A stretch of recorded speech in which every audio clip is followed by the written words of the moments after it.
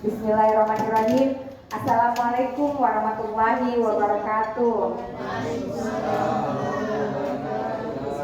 Yang terhormat Bapak Kepala Sekolah SMP Negeri 5 Topoyo, yang saya hormati rekan-rekan guru, Dewan Guru di SMP Negeri 5 Topoyo. Saya pribadi mengucapkan terima kasih atas waktunya. Hari ini saya akan memberikan apa yang saya dapatkan dari guru penggerak, yakni menyebarkan pemahaman dan penerapan pengalaman budaya positif. Jadi pada modul 1.4 ada materi yang namanya budaya positif. Nantinya akan saya sharing, berbagi ilmu dengan teman-teman semuanya pada kesempatan kali ini. Lanjut Pak Ditya. Jadi budaya positif. Nah, konsep inti dari budaya positif itu adalah yang pertama perubahan paradigma belajar, kemudian motivasi perilaku manusia, kemudian disiplin positif, posisi kontrol guru, nilai-nilai kebajikan, keyakinan kelas, kebutuhan dasar manusia, serta segitiga restitusi. Nah, konsep inilah nantinya yang akan saya jelaskan ke Bapak Ibu semua, bagaimana budaya positif itu yang harus diterapkan di sekolah dan utamanya kepada peserta didik. Nah, pembelajaran dengan paradigma baru. Pembelajaran dengan paradigma baru merupakan pembelajaran yang dirancang berdasarkan pembelajaran berdiferensiasi, sehingga para peserta didik belajar sesuai kebutuhan berdasarkan tahap perkembangan sesuai teori psikologi modern atau mewujudkan profil pelajar Pancasila. Jadi saya tahu Bapak Ibu semua selama ini sudah menerapkan pembelajaran berdiferensiasi, cuman kita baru tahu bahwa ini toh ternyata maksudnya pembelajaran berdiferensiasi. Jadi pembelajaran berdiferensiasi itu adalah pembelajaran yang dilakukan sesuai dengan kebutuhan murid. Ya, jadi misalnya dalam satu kelas itu kita identifikasi dulu yang mana suka menggambar misalnya, yang mana suka belajar melalui audio seperti itu. Nah, ketika kita melakukan pembelajaran, contoh misalnya saya bahasa Inggris, menerapkan pembelajaran berdiferensiasi pada bab deskripsi teks. Nah, di situ saya akan membagikan teks kepada anak-anak. Nah, nanti setelahnya mereka akan saya beri tugas. Nah, dari tugas itulah kita pilah-pilah yang mana sesuai dengan minat siswa kita. Jadi mereka secara tidak langsung akan suka dengan belajar bahasa Inggris karena sesuai dengan kebutuhannya, sesuai dengan apa yang dia mau, walaupun dengan mata pelajaran yang sama seperti itu. Nah, miskonsepsi tentang teori kontrol. Nah, tadi paradigma baru. Sekarang kita masuk ke teori kontrol. Nah, yang pertama itu adalah ilusi guru mengontrol murid. Nah, ilusi ini adalah semacam kayak persepsi, Bapak Ibu ya. Jadi persepsi kita selama ini bahwa guru itu mengontrol muridnya. Kemudian bahwa semua penguatan positif, efektif dan bermanfaat. Kemudian persepsi kita selama ini bahwa kritik dan membuat rasa bersalah mampu menguatkan karakter. Nah, itu ternyata tidak. Kemudian yang terakhir bahwa orang dewasa berhak memaksa. Nah, inilah miskonsepsi tentang teori kontrol. Nanti kita akan bahas yang mana sih teori kontrol itu yang dimaksud. Lanjut Pak Andi. Oke, mengubah paradigma stimulus respon ke pendekatan teori kontrol. Nah, selama ini yang kita gunakan itu atau yang kita pahami stimulus respon itu berada di sebelah kiri, yakni realitas kita sama atau kebutuhan kita sama atau kebutuhan murid itu sama. Ternyata tidak. kebutuhan murid itu berbeda-beda. Kemudian semua orang melihat hal yang sama, ternyata tidak. Setiap orang memiliki gambaran yang berbeda. Kemudian kita mencoba mengubah orang agar berpandangan sama dengan kita. Nah, itu juga tidak benar. Jadi yang benar adalah kita berusaha memahami pandangan orang lain tentang dunia. Intinya saling menghormati, saling menghargai di dalamnya. Kemudian perilaku buruk dilihat sebagai suatu kesalahan. Nah, selama ini kita menganggap ketika murid-murid kita melakukan kesalahan itu adalah sesuatu yang buruk. Nah, ternyata berdasarkan teori kontrol, semua perilaku memiliki tujuan. Pasti anak-anak kita berbuat salah atau melakukan hal-hal buruk, pasti ada alasannya, ada tujuannya mengapa hal seperti itu terjadi. Kemudian orang lain bisa mengontrol saya. Nah, ternyata berdasarkan teori kontrol, hanya Anda yang bisa mengontrol diri Anda. Jadi orang tidak bisa mengontrol kita, hanya kita yang tahu bagaimana kita bisa hadir tepat waktu, bagaimana kita bisa menjalankan tugas kita sebagai guru dengan baik. Itu diri kita yang kontrol, bukan orang lain, seperti itu. Kemudian pemaksaan ada pada saat bujukan gagal. Nah, ketika kita membujuk murid-murid kita kemudian gagal, nah sifatnya memaksa dan itu pasti akan gagal. Ternyata di teori kontrol, kolaborasi dan konsensus menciptakan pilihan-pilihan baru. Itu yang harus dilakukan. Kemudian model berpikir menang atau kalah. Selama ini pasti seperti itu, anak-anak berpikirnya saya harus lebih maju dari teman-temanku, saya tidak boleh kalah. Nah, ternyata itu tidak bisa.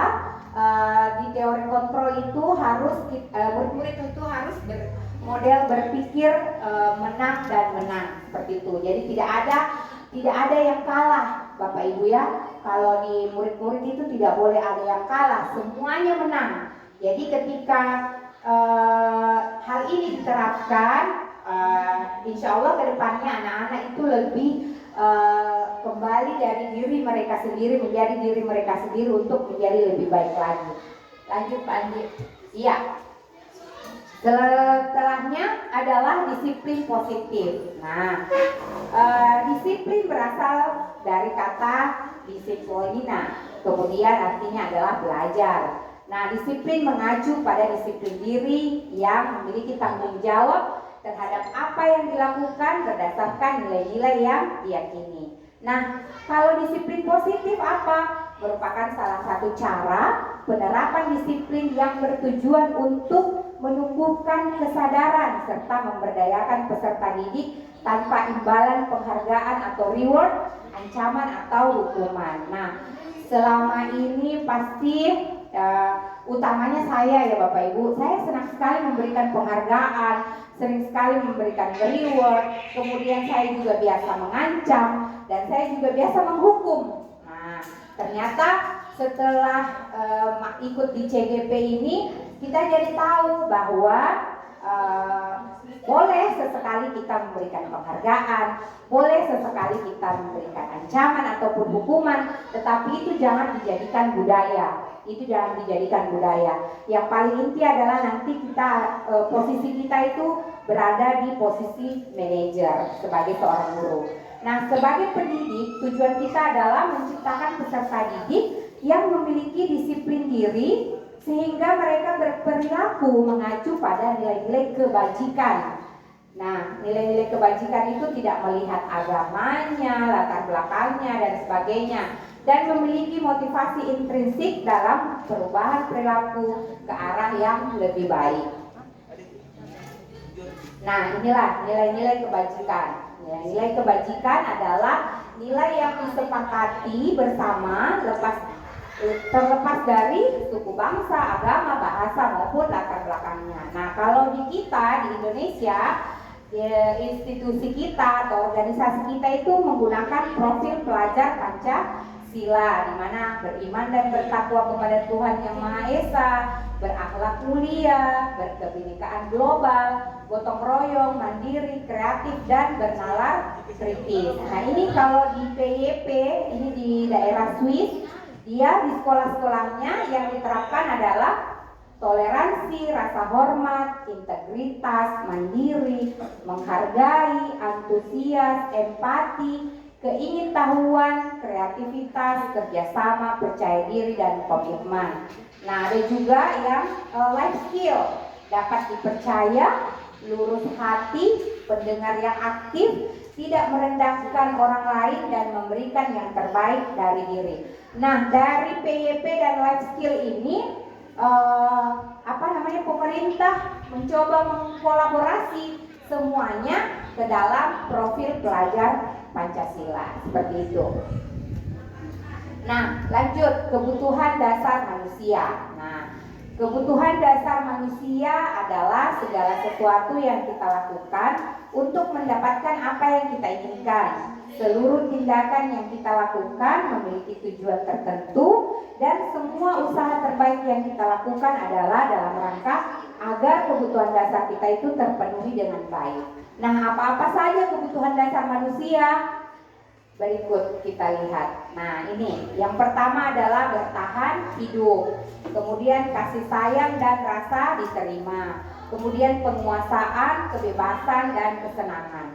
Jadi manusia itu memiliki 5 dasar kebutuhan. Nah, kalau untuk bertahan hidup otomatis makanan, pakaian, tempat tinggal, keamanan, dan kesehatan. Kalau kasih sayang dan rasa diterima, contohnya rasa diterima, dipedulikan, berbagi, kerjasama, menjadi bagian dalam kelompok. Kemudian penguasaan itu harga diri, keinginan untuk dianggap, kemudian memimpin, kemudian berprestasi, diakui dan didengar. Kemudian kebebasan. Nah, kita bebas, mandiri, memiliki pilihan, mencoba hal-hal baru, mampu mengendalikan arah dirinya. Dan yang terakhir, kesenangan. Kesenangan bermain, humor, antusiasme, tertawa, dan sebagainya. Jadi inilah kelima kebutuhan dasar manusia. Kita satu saja kebutuhan dasar yang tidak terpenuhi pasti bisa memicu stres mungkin, atau seperti bertahan hidup. Wah, itu hal yang paling pokok. Apalagi kasih sayang dan rasa diterima. Jadi setiap manusia membutuhkan 5 dasar kebutuhan ini untuk hidup mereka masing-masing. Lanjut Pak Adi. Oke, lanjut. Nah, kemudian ada yang dinamakan hukuman, konsekuensi, dan restitusi. Nah, selama ini kita sebagai guru itu ada 2 yang kita terapkan, yakni hukuman dan konsekuensi. Ketika anak-anak datang terlambat, ketika anak-anak tidak mengerjakan tugas, atau ada kesepakatan yang dilanggar, otomatis itu ada konsekuensi. Nah, bagaimana membedakan antara hukuman, konsekuensi, dan restitusi? Berikut penjelasannya. Hukuman tidak terencana tiba-tiba. Jadi misalnya anak-anak kita berkelahi. Nah, bagaimana kita ini langsung dihukum? Kamu yang berkelahi hormat bendera selama 1 jam. Nah, itu kan tiba-tiba.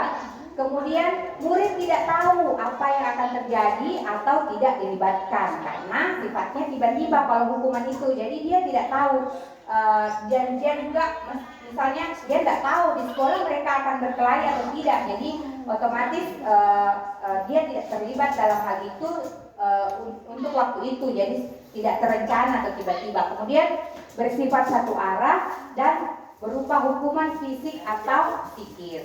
Kemudian kalau konsekuensi, nah terencana dan disepakati. Misalnya kita menyepakati ketika anak-anak tidak piket. Nah, apa yang harus dia lakukan ketika tidak piket? Misalnya diberikan misalnya push up 10 kali. Nah, itu sudah disepakati. Jadi anak-anak sudah tahu bahwa ketika saya tidak piket berarti saya harus push up sebanyak 10 kali. Jadi itu hukumannya itu terencana atau disepakati. Kemudian murid tetap dibuat tidak nyaman. Nah, otomatis tidak ada yang nyaman ya untuk melaksanakan konsekuensi, tetapi ya itulah resikonya ketika kita melanggar sesuatu, kita harus menerima konsekuensinya. Kemudian sikap guru selalu memonitor murid, itulah kalau konsekuensi. Nah, di Merdeka Belajar ini ada yang dinamakan segitiga restitusi. Nah, restitusi itu apa? Proses menciptakan kondisi bagi murid untuk memperbaiki kesalahannya. Jadi anak-anak melalui segitiga restitusi ini tidak lagi diberikan hukuman, tidak lagi diberikan konsekuensi, tetapi secara sadar mereka akan memperbaiki kesalahannya dan dengan kemauan sendiri untuk merubah dirinya ke arah yang lebih baik. Kemudian proses kolaboratif yang mengajarkan murid untuk mencari solusi sendiri. Jadi misalnya seperti ini, ada anak-anak yang tidak mengikuti proses pembelajaran. Nah, di segitiga restitusi itu ada 3 tahap yang harus kita lakukan untuk mengembalikan mereka sehingga mereka mau memperbaiki kesalahannya. Nanti akan kita bahas Bapak Ibu setelah ini. Lanjut Pak Andi. Nah, inilah 5 posisi kontrol. Yang pertama penghukum, kemudian pembuat rasa bersalah, kemudian sebagai teman, sebagai pemantau, dan sebagai manajer. Nah, sebagai penghukum dan pembuat rasa bersalah ini ketika kita terapkan, maka sebagai guru kita adalah guru yang tidak berhasil. Ya, jadi ketika kita sebagai guru melakukan sebagai penghukum dan pembuat rasa bersalah, maka dikategorikan bahwa kita sebagai guru yang tidak berhasil. Nah, paling mentok kita bisa, kalau kita tidak bisa di posisi manajer, boleh sesekali jadi teman, boleh sesekali sebagai pemantau, seperti itu. Tetapi mohon untuk tidak dibudayakan di posisi penghukum dan pembuat rasa bersalah. Kalaupun fatal sekali perbuatannya anak-anak kita dan kita harus mengambil posisi penghukum, kita harus betul-betul mempertimbangkan hukuman apa yang pantas dan yakin saja perubahan itu tidak akan berlangsung lama karena anak-anak akan kembali melakukan hal yang sama ketika kita sebagai guru selalu menggunakan posisi penghukum atau pembuat rasa bersalah. Nah, contoh penerapan 5 posisi kontrol guru. Nah, kalau penghukum, hormat bendera 1 jam. Nah, itu menghukum itu namanya. Kemudian kalau pembuat rasa bersalah, berapa kali Bapak Ibu harus memberitahu kamu selalu saja mengecewakan Ibu Bapak. Nah, itu kalimat-kalimat seperti itu membuat anak-anak merasa bersalah terhadap dirinya. Jadi ini yang kalau bisa dihindari ya Bapak Ibu terkait posisi penghukum dan pembuat rasa bersalah. Lanjut, sebagai teman atau pemantau. Nah, kalau sebagai teman, ayo dong ikut aturan sekolah, tolong bantu Bapak Ibu ya. Sekali ini saja, ya sudah tidak apa-apa, lain kali jangan sampai berbuat seperti ini lagi. Kalimat-kalimat seperti ini otomatis biasa kita lakukan, biasa kita ucapkan, dan ternyata itu adalah bagian dari posisi kontrol guru dan sifatnya sebagai teman. Kemudian pemantau. Kamu sudah melanggar peraturan sekolah, kamu tahu konsekuensinya. Setelah upacara, kamu beri atributnya ke koperasi dan jangan diulang lagi. Nah, itu. Kalau pemantau, itu anak-anak harus ada konsekuensinya. Jadi ketika kita di posisi pemantau, kita sudah tahu konsekuensi apa yang tepat untuk diberikan kepada anak-anak. Jadi paling banter ketika kita tidak bisa di posisi manajer, jadilah teman atau jadilah pemantau bagi anak-anak kita. Kemudian yang terakhir, nah ini sebagai manajer. Kasus siswa tidak memakai atribut lengkap saat upacara bendera. Nah, Pertanyaan yang biasa sering digunakan pada posisi manajer adalah, apakah kamu tahu kesalahanmu? Kira-kira bagaimana kamu memperbaiki kesalahanmu? Ya, jadi ini contoh-contoh kalimat atau pernyataan-pernyataan, bukan pertanyaan ya Bapak Ibu, pernyataan-pernyataan yang memposisikan diri kita sebagai manajer. Jadi kalau manajer itu tidak ada konsekuensi, tidak ada hukuman, tetapi bagaimana anak-anak itu memperbaiki kesalahan-kesalahannya dengan menyadari dirinya sendiri untuk memperbaiki kesalahan-kesalahan yang dibuat. Nah, dengan cara penerapan segitiga restitusi itu kalau posisi manajer. Lanjut Pak Andi. Nah, kira-kira Bapak Ibu kalau kalimatnya seperti ini, saya kecewa sekali dengan kamu, posisi apa kira-kira? Nah, ya betul, membuat rasa bersalah. Lanjut, kamu tidak pernah benar melakukannya, posisi apa kira-kira?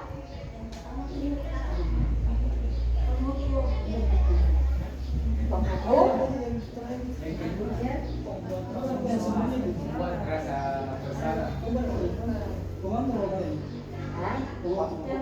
Pemantau. Iya, pemantau. Lanjut. Apa rencanamu untuk menyelesaikan masalah ini? Ya, oke, ayolah lakukan demi Bapak Ibu sebagai teman. Oke. Kamu tidak pernah mendapat nilai jika tidak mengerjakan tugas. Pemantau ya, bukan penghukum. Bukan? Kamu tidak pernah mendapat nilai. Nah, menghukum karena dia kalau tidak kerjakan tugas otomatis tidak dapat nilai, berarti dia dihukum karena tidak dapat nilai. Oke. Nah, keyakinan kelas. Mengapa keyakinan kelas? Mengapa bukan peraturan kelas? Nah, seringkali kita membuat peraturan-peraturan dalam kelas. Ternyata di kurikulum Merdeka itu dirubah lagi istilahnya menjadi keyakinan kelas. Kenapa keyakinan kelas? Kalau keyakinan kelas itu kalimatnya lebih ke positif. Ya, lebih ke positif. Kalimat-kalimat yang dituangkan itu positif. Nah, bagaimana cara membuat keyakinan kelas? Bersifat abstrak, kemudian berupa pernyataan universal. Misalnya, jangan terlambat masuk di kelas. Itu keyakinan atau peraturan? Peraturan. Nah, kalimat positif yang bagus untuk dijadikan keyakinan kelas kira-kira apa? Datang tepat waktu. Seperti itu Bapak Ibu. Jadi kalau peraturan jangan datang terlambat, tetapi kalau di keyakinan datang tepat waktu. Kalimatnya yang dirubah menjadi kalimat-kalimat positif. Kemudian sedikit saja agar mudah diingat. Jadi jangan terlalu banyak membuat keyakinan kelas agar mudah diingat oleh anak-anak. Sesuai dengan kondisi kelas dan sekolah sehingga mudah untuk diterapkan. Kemudian semua warga sekolah, warga kelas dilibatkan saat membuat keyakinan kelas. Jadi Bapak Ibu penting untuk membuat ini sebelum kita memulai pembelajaran. Jadi misalnya masuk nanti di semester baru, tahun ajaran baru, Bapak Ibu pertama kali mengajar, buatlah keyakinan-keyakinan kelas dengan anak-anak. Gak usah terlalu banyak, yang penting mereka mau melakukan, kemudian mereka mau untuk menerapkan, sehingga budaya-budaya positif yang perlu diterapkan di sekolah itu dengan sendirinya mereka akan lakukan seperti itu. Nah, ini tadi bagaimana kita bisa menjadi seorang guru di posisi manajer. Nah, ada caranya ternyata. Nah, rumusnya inilah menggunakan segitiga restitusi.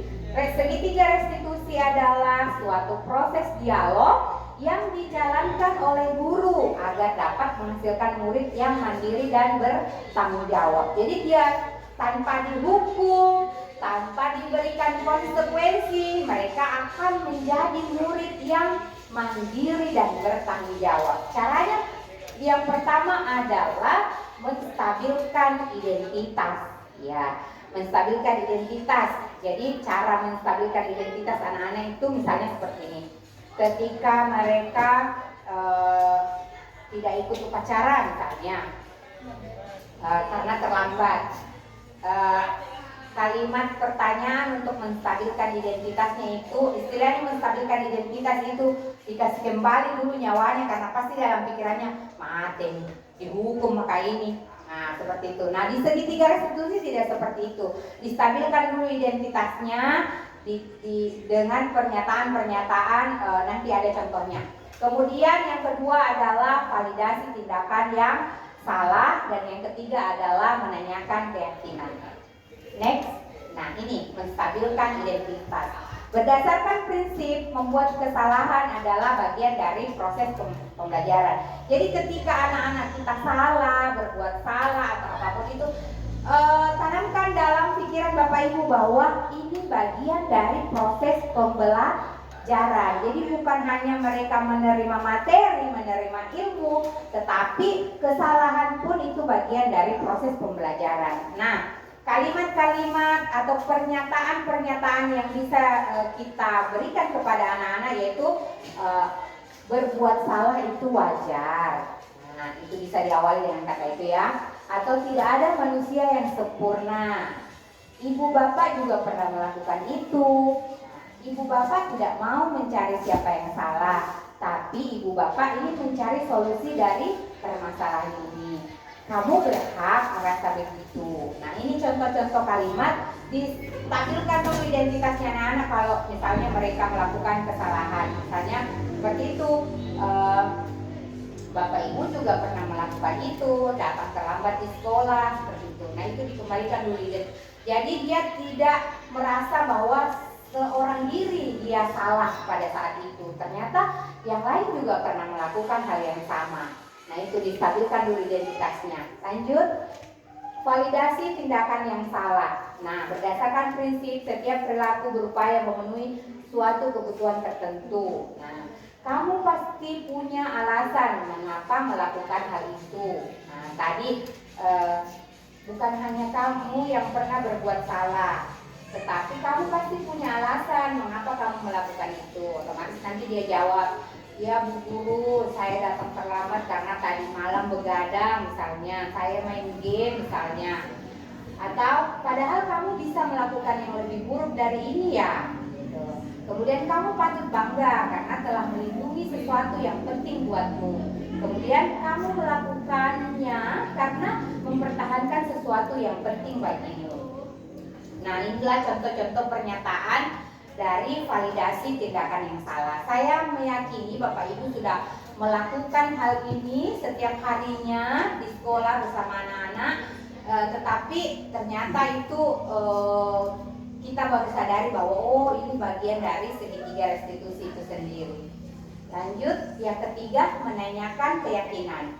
Berdasarkan prinsip teori kontrol bahwa pada dasarnya kita termotivasi secara intrinsik. Nah, apa keyakinan kelas kita misalnya? Kamu tahu Kak, kita sudah kan membuat keyakinan kelas? Ya Bu, sudah. Nah, apa keyakinan kelas kita? Nilai-nilai apa yang telah kita sepakati bersama? Nah, itu menanyakan keyakinan. Nanti mereka akan menjawab. Nah, keyakinan kelas yang sudah kita buat, misalnya saling menghormati Bu Guru, saling menghargai Bu Guru. Nah, itu. Seperti apa gambaran sebuah kelas yang ideal menurut kamu? Di situ kita komunikasi dengan anak-anak, diajak berpikir, bagusnya kelas kita seperti apa? Otomatis pasti dia akan bilang, saya suka kelas Bu Guru yang nyaman, yang aman, tidak ribut, tidak gaduh. Otomatis dia akan mengungkapkan perasaan-perasaannya seperti itu ketika kita memberikan pernyataan seperti ini. Kemudian kamu ingin menjadi orang yang seperti apa? Nah, itu otomatis mereka akan sadar dengan sendirinya bahwa oh iya ya, ternyata kalau saya mengganggu teman, membuli teman, atau mengambil punya teman yang bukan milik saya tanpa izin, itu bukan sesuatu perbuatan yang baik. Nah, dari pernyataan-pernyataan ini anak-anak secara tidak langsung mereka akan akan belajar untuk memperbaiki dirinya dengan pernyataan-pernyataan keyakinan seperti ini. Jadi, contohnya kamu ingin menjadi orang yang seperti apa, otomatis dia akan berupaya mengeluarkan kalimat-kalimat yang sesuai dengan apa yang dia inginkan. Seperti itu Bapak Ibu. Thank you. Oke, baik Bapak Ibu, mungkin itu saja dari saya. Kita berbagi pemahaman tentang budaya-budaya positif yang bisa kita terapkan di sekolah. Mudah-mudahan dengan apa yang saya bagikan hari ini, Bapak Ibu bisa menerapkannya nanti. Kita sama-sama, kita kolaborasi untuk bagaimana menanamkan budaya-budaya positif kita di sekolah, sehingga tidak ada lagi posisi-posisi kita sebagai penghukum atau sebagai pembuat rasa bersalah. Seperti itu ya Bapak Ibu. Terima kasih atas waktu dan kesempatannya. Saya akhiri. Wassalamualaikum warahmatullahi wabarakatuh. Iya boleh Pak. Ya baik. Sebelum calon penggerak meninggalkan tempat ini, saya menyampaikan hal bahwa sebenarnya kebijakan Kementerian Pendidikan dalam mengubah kurikulum sesungguhnya ya tidak bisa ada kata kita melawan memang di kurikulum bahwa ini sudah disepakati. Tetapi sesungguhnya kurikulum Merdeka ini sama-sama dengan kurikulum sebelumnya memiliki nilai plus minusnya sebenarnya. Belum juga dikatakan bahwa kurikulum ini sudah yang terbaik, walaupun diberi nama kurikulum Merdeka Belajar, seharusnya balik kurikulum belajar merdeka, karena baru tahap kita mau memerdekakan anak-anak dalam belajar, bukan sudah merdeka belajar. Kita kan baru tahap, biar gurunya juga baru dalam proses semua, berarti kita baru belajar mau memerdekakan anak-anak dalam belajar. Kemudian terkait dengan profil Pancasila, sebenarnya walaupun bukan tugasnya ibu bukan hanya menerima materi bahwa profil Pancasila ini sebenarnya jauh lebih bagus P4 dulu dalam hasil karya dari Orde Baru yang namanya pedoman penghayatan pengembangan Pancasila, betul-betul sampai pada tingkat masyarakat bawah tahu dengan apa konsekuensi dengan melakukan itu, sampai semua saling menghormati. Jadi ini profil Pancasila hanya istilah saja sebenarnya yang sebenarnya sudah kita lakukan selama ini. Coba isinya semua telah kita laksanakan semua.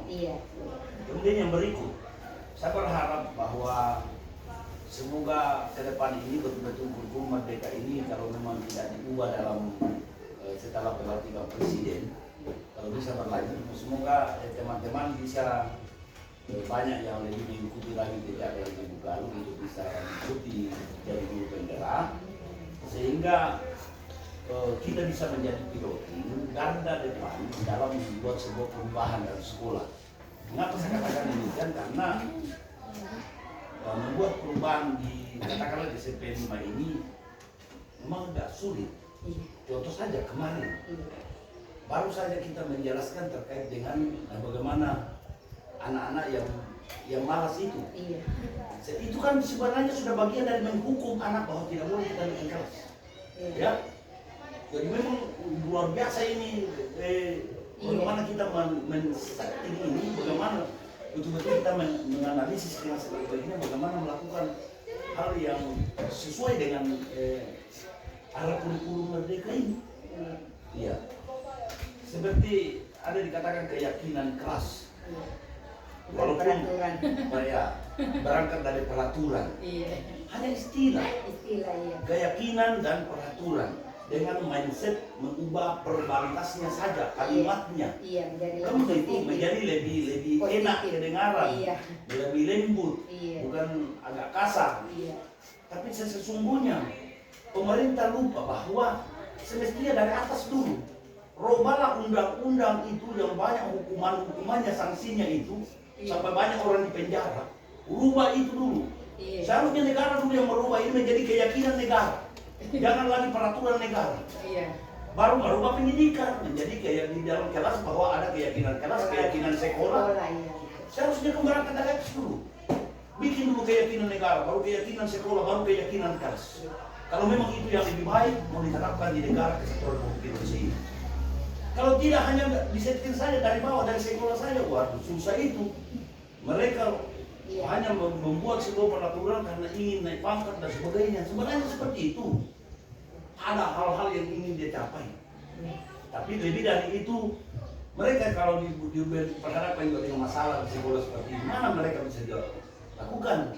Tapi mindsetnya memang luar biasa. Mungkin kalau tidak begini, begitu, padahal mereka juga. Tapi saya kira bukan persoalan.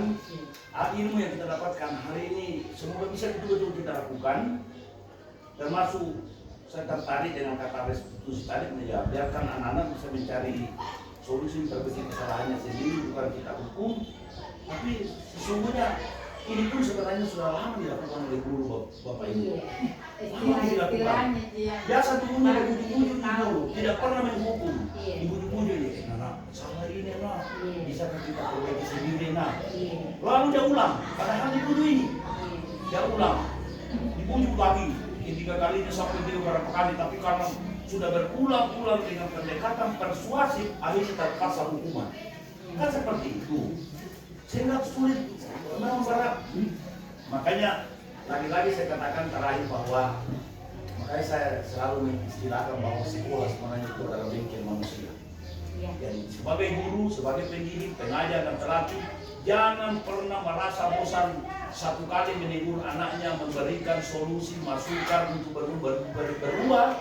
Jangan kita katakan, sudah nih saya nasihati, besok udah usah lagi.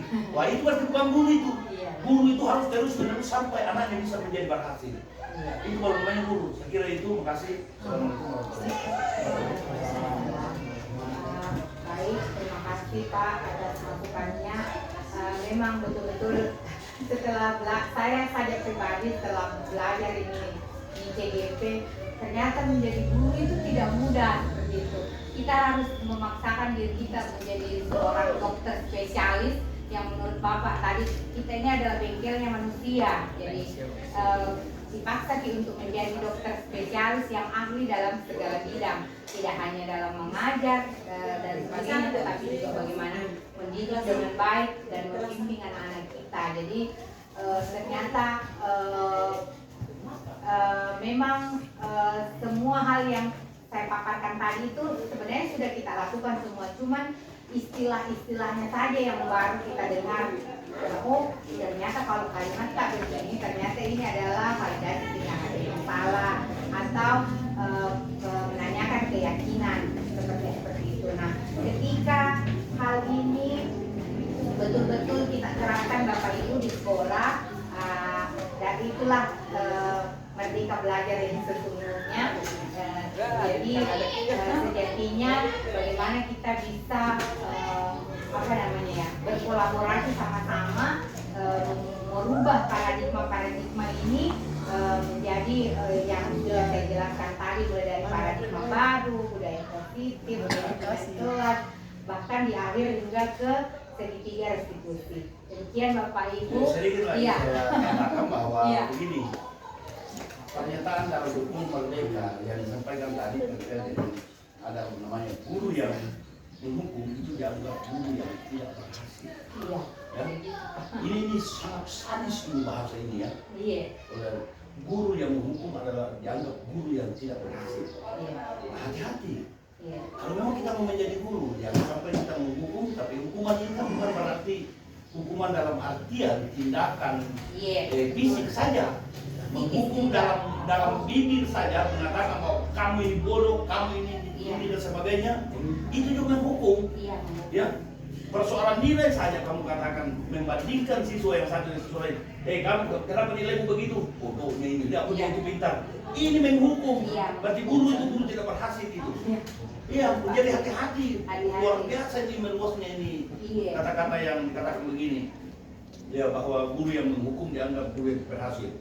Makanya seandainya bisa ada pembuat undang-undang semacam MPR, DPR, perlu sebenarnya disampaikan ini bahwa ya pemerintah dalam hal ini legislatif dan eksekutif yang melakukan hukuman terhadap orang yang melanggar dianggap juga adalah pemerintah yang tidak berhasil. Berhasil itu. Jangan hanya dulu yang dikatakan tidak berhasil ketika menghukum. Tetapi negara pun ketika menghukum, walaupun teroris jangan dihukum. Karena dianggap itu ya pemerintah yang tidak berhasil kan begitu. Seharusnya connect semua mulai dari atas sampai ya, jadi saya harapkan guru-guru sebenarnya mudah kalau kita mau melakukan hal yang positif seperti yang disampaikan ini. Kata-kata bijak tadi mengatakan bahwa guru yang menghukum yang gak boleh tidak berhasil, maka mulailah kita dari yang attitude. Contoh, anak-anak kita ajari, kita panggil untuk membersihkan, itu sama saja kita hukum ketika gurunya tidak ikut menjadi contoh di depan. Tapi jadi contoh di situ membersihkan supaya anak-anak tanpa musuh itu anak-anak bu yakin pasti berani. Karena pasti nanti apa? Guruku sendiri membersihkan, apalagi saya masih siswa. Jadi teladanlah duluan baru siswa bisa mengikut. Kalau tidak yakin tidak akan tercapai yang disebut tadi bahwa guru yang berhasil. Terima kasih. Iya Pak. Terima kasih ya, masukan yang sangat luar biasa Pak, karena memang setelah belajar ini justru saya introspeksi diri, wah ternyata menjadi guru itu tidak segampang yang kita kira, apalagi yang seperti saya ini yang sudah sertifikasi dan sebagainya. Jadi memang kita bagaimana benar-benar menjadi teladan dulu, diri tak dulu dirubah, baru tampakkanlah itu ke anak-anak. Jadi jangan misalnya gara-gara mau dipuji sama bapak, sama profesor, sehingga kita nanti datang tepat waktu atau mengharapkan dia hadiah dari bapak dan sebagainya. Tetapi bagaimana kita menjadi teladan untuk diri tak sendiri, datang di tepat waktu, dilaksanakan tugas tak dengan baik. Saya rasa kalau kita tanamkan itu di diri tak masing-masing, saya rasa diri kita berubah, apalagi anak-anak. Saya rasa itu Pak. Intinya jadilah teladan untuk diri tak sendiri, mulai dari diri untuk melakukan perubahan-perubahan ke arah yang lebih baik lagi. Terima kasih Bapak Ibu atas waktunya. Saya akhiri, wassalamualaikum warahmatullahi wabarakatuh.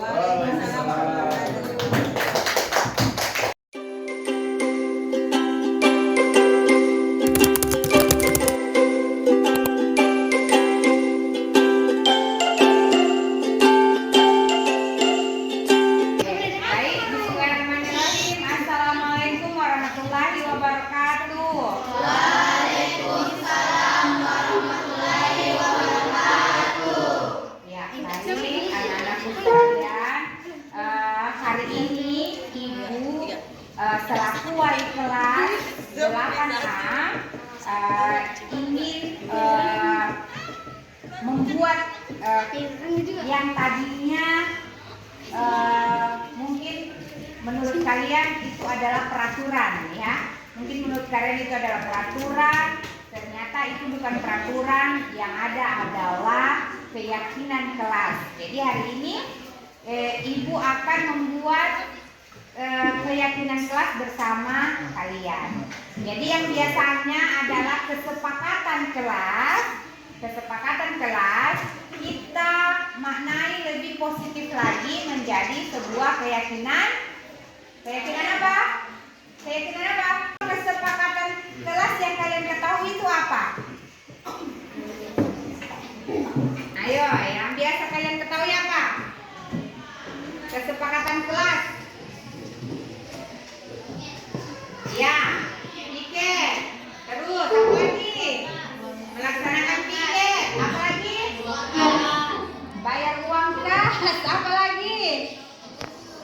Nah, itu apa lagi?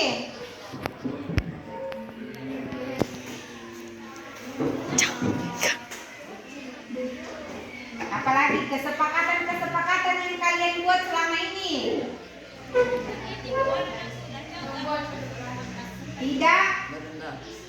Tidak membuli atau tidak mengejek temannya. Apalagi?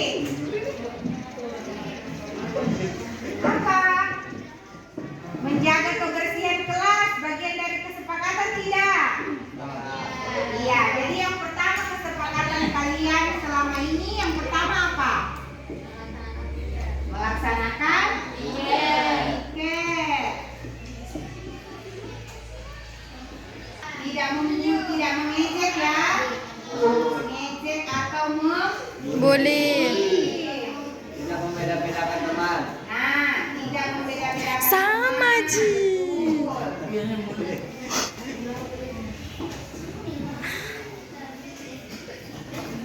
Apalagi masih ada? Saling Saling menolong. menolong, betul. Tolong menolong ya. Apalagi? Saling mengasihi. Kerjasama. Saling menyontek. Hah? Saling menyontek. Saling menyontek. Ya Bu, saat undangan Bu. Iya. Itu bukan kesepakatan. Ya. Oke. Baik. Hanya ini saja? Ya. Selama ini hanya ini saja? Ya. Masih ada yang lain? Tidak ada. Nah, dari kesepakatan yang kalian bangun selama ini, nah inilah yang mau diubah kalimatnya menjadi sebuah kalimat yang positif. Bagaimana kalian bisa dengan kalimat-kalimat itu kalian bisa menyadari kalian untuk bisa menjadi lebih baik lagi. Kalian bisa menjadi teladan untuk teman-teman kalian yang lain. Ya. Nah, kalau ini kemarin kesepakatan, kira-kira kalau mau dirubah menjadi keyakinan, itu bagaimana kalimatnya?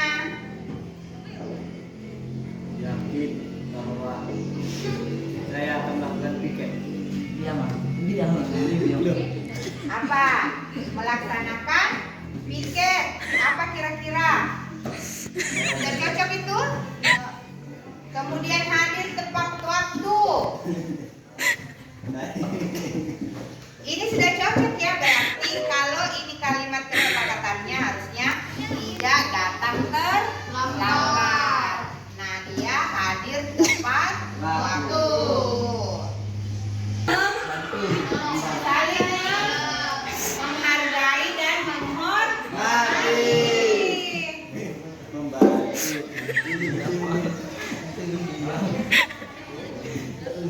Nah, baik. Nah, dari beberapa kesepakatan ini, akhirnya dia mengkerucut menjadi hanya beberapa keyakinan. Nah, dari keyakinan-keyakinan inilah ketika kalian menanamkan dengan baik pada diri kalian. Yang pertama tadi, menjaga kebersihan kelas, datang tepat waktu, saling menghargai dan menghormati, saling menolong temannya. Nah, kemudian ketika kalian ada masalah, jangan sungkan untuk bicara sama bu guru. Bu, gede katanya ada masalah Bu. Ada masalah gede, masalah apa? Sama pacarnya Bu. Ya, kemudian yang lain, Enggak kau. stop, bullying atau tidak anti perundungan. Nah, ketika kalian meneladani ini, ya, oh saya sebagai siswa harus menjaga kebersihan, Jelas. harus datang tepat waktu, kemudian saling menghargai dan menghormati. Mati. Nah, kira-kira bisa tidak kalian laksanakan ini? Gede enggak bisa Bu. Insya Allah. Bisa Bu.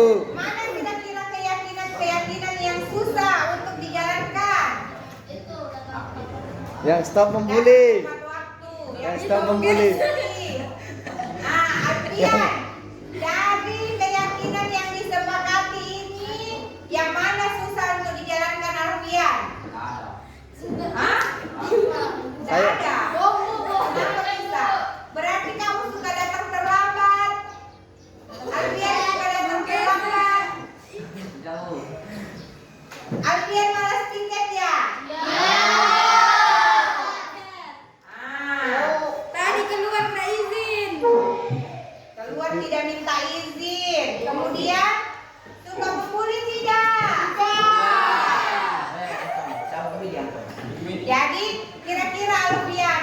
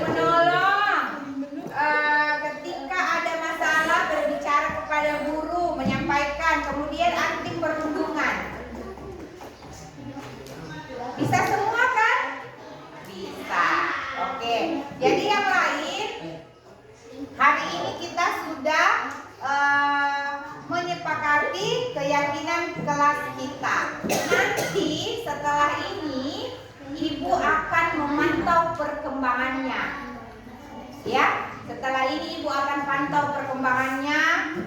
Ketika ada dari salah satu keyakinan ini yang tidak bisa kalian laksanakan atau teman kalian laksanakan, tolong beritahu pada Bu Guru ya. Ya? Ya Bu. Oke.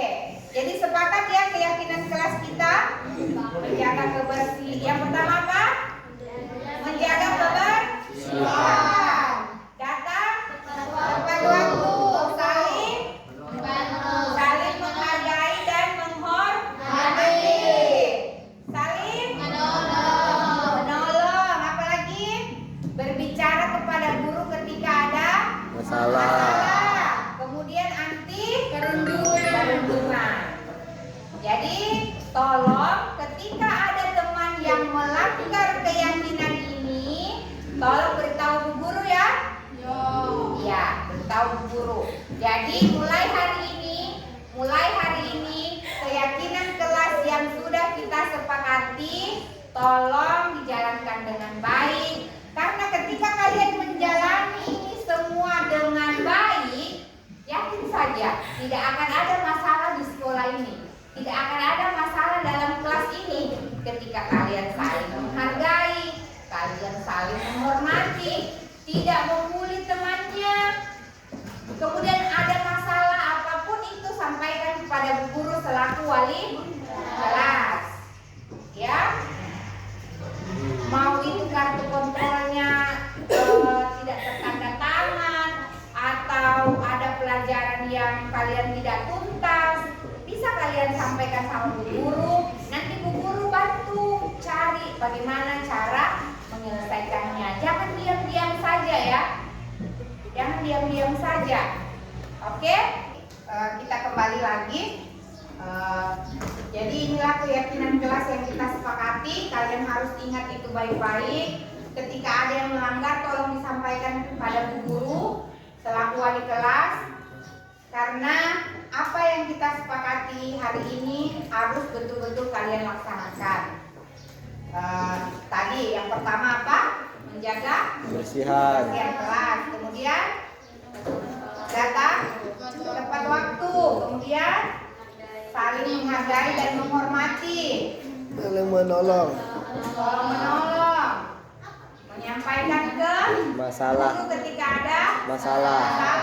Kemudian anti Bullying. perundungan atau anti bullying. Jadi karena kalian hari ini sudah bersepakat, kalian harus tanamkan betul-betul dalam diri kalian. Kalian harus betul-betul menjadi teladan. Jangan untuk orang lain, tapi untuk dirimu sendiri. Ya, untuk dirimu sendiri. Hargai dirimu sendiri. Ya, bagaimana kita menjadi orang yang sukses kalau diri kita sendiri tidak kita hargai? Karena akan terbawa terus sampai besar ketika kalian hal-hal yang seperti ini yang sudah disepakati itu kalian langgar.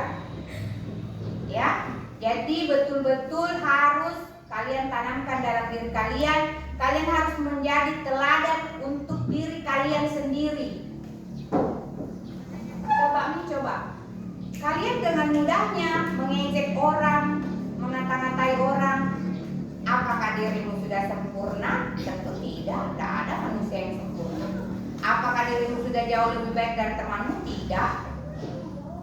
Jadi lagi-lagi selalu tanamkan dalam dirimu bahwa saya ini tidak sempurna.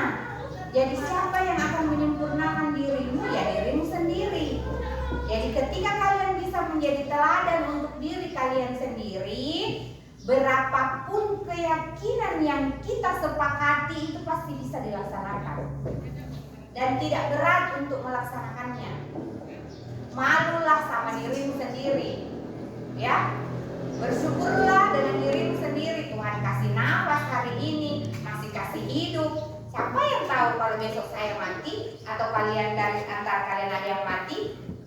Tidak kan? Tidak Bu. Maka dari itu kalian harus menjadi teladan bagi diri kalian sendiri. Mulai dari sekarang, ayolah bangkit berubah.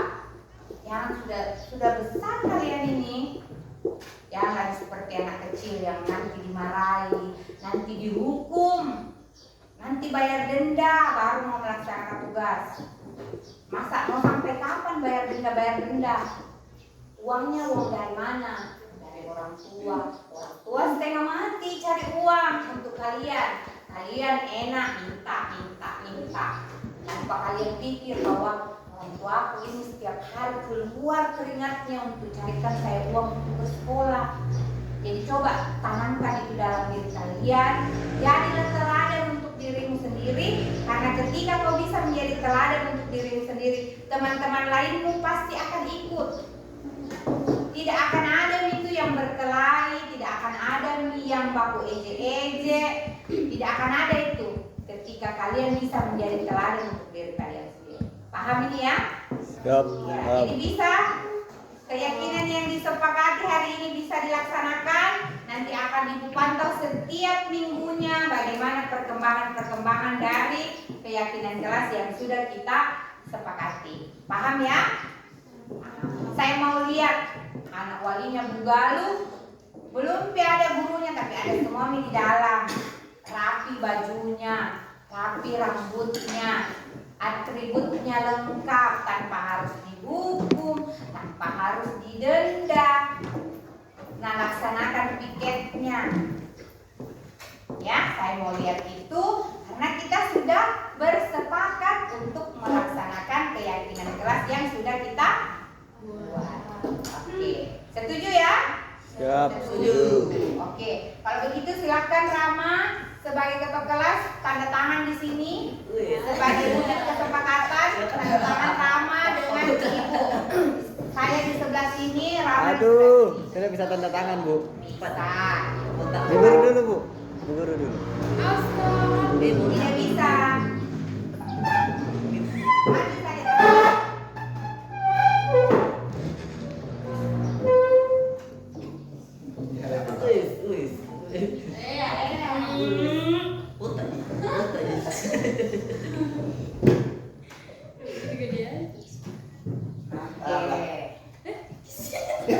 Ketawa deh. Oke, sudah ya. Oke, silakan ini dipasang di sana, sebelah sana, ditempel, nanti diperbaiki lakbannya supaya kalian ingat terus apa yang menjadi keyakinan kelas kita. Oke? Paham ya? Paham. Ya, baik, Ibu akhiri. Wassalamualaikum warahmatullahi wabarakatuh. Waalaikumsalam. Tuh.